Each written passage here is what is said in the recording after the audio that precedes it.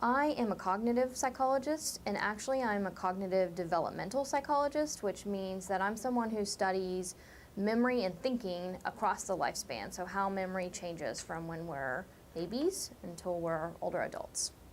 One of my studies right now is looking at prospective memory, which is how you remember to do things in the future. So let's say that you need to remember to give a friend a message later in the day.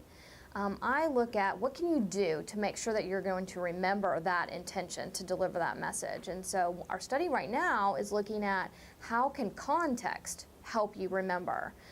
So if you know that you're going to see your friend in class later that day, would it help you to associate your intention of giving them that message with seeing them in class?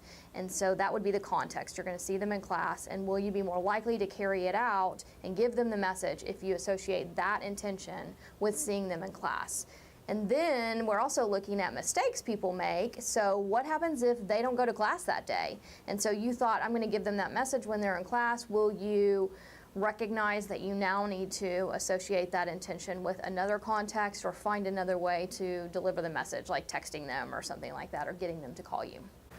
Well, I had an undergraduate degree, an undergraduate from Abilene Christian, which Abilene is a small town in West Texas, and I was a psychology major. I got my bachelor's in science there, and then after undergrad, I went to a master's program at the University of Richmond in Richmond, Virginia, and then from there, I went to do a doctorate at Louisiana State University. So ultimately, I got my PhD from Louisiana State.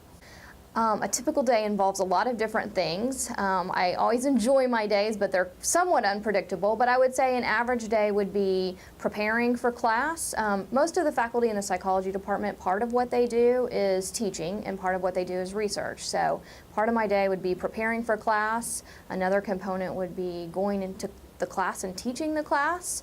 And then the rest of my day would be largely spent getting my research done, and that might mean planning a study or meeting with students who are conducting the study with me, or analyzing data statistically, or ideally doing a little bit of writing and getting ready to publish some of the results of my research. Well, I think for a psychology major at OSU, one of the most important things, if you thought you wanted to be a professor of psychology, would be to, while you're here, get involved in research. That's really the most critical thing in terms of being able to pursue graduate education.